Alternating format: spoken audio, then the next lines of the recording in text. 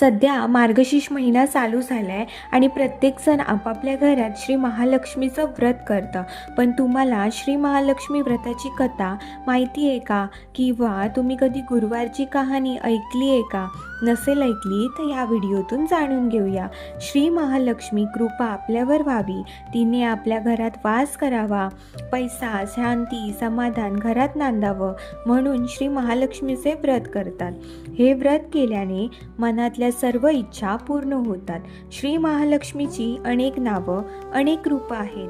पार्वती, सिंधुकन्या, महालक्ष्मी, लक्ष्मी, राजलक्ष्मी, गृहलक्ष्मी, सावित्री, राधिका, रासेश्वरी, चंद्रा, गिरिजा, पद्मा, मालती, सुशीला अशा विविध नावांनी श्री महालक्ष्मी ओळखली जाते.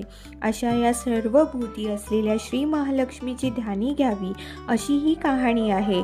द्वापार युगातील आपल्या भारतातील सौराष्ट्र देशात घडलेली. तेथे एक राजा राज्य करीत होता. त्याचे नाव भद्राशव. तो शूर होता, दयाळू होता आणि प्रजादक्ष होता.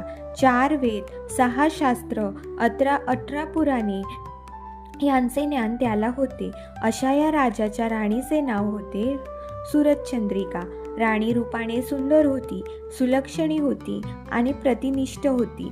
त्यांना एकूण 8 अपत्ये होती, 7 पुत्र आणि त्याच्यानंतर झालेली एक कन्या.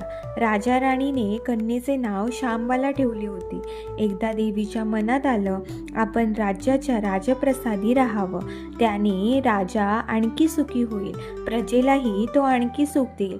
गरिबाकडे राहिले तर सगळ्या संपत्तीचा तो एकटाच उपभोग घेईल. म्हणून देवीने एका म्हातारीचे रूप घेतले, फाटकी वस्त्र लायली, आधारासाठी हातात काठी घेतली आणि काठी टेकत टेकत ती राणीच्या महलाच्या दाराशी आली. तिला पाहताच एक दासी पुढे आली. तिने म्हातारीला विचारले, कोण ग बाई तू? कुठून आलीस? काय काम काढलंस? तुझं नाव काय? गाव काय? काय हवं तुला? म्हातारीचे रूप घेतलेली श्री महालक्ष्मी म्हणाली, माझं नाव कमलाबाई, द्वारकेला राहते मी. तुझ्या राणीला भेटायला आले. कुठे आहे ती? दासी म्हणाली, राणीसाहेब महलात आहेत. त्यांना सांगायला गेले तर त्या माझ्यावर रागवतील. तुला त्या कशा भेटतील? तुझा अवतार पाहून तुला त्या हकलूनच देतील. तू इथून थोडा वेळ आडोशाला थांब. म्हातारीला राग आला.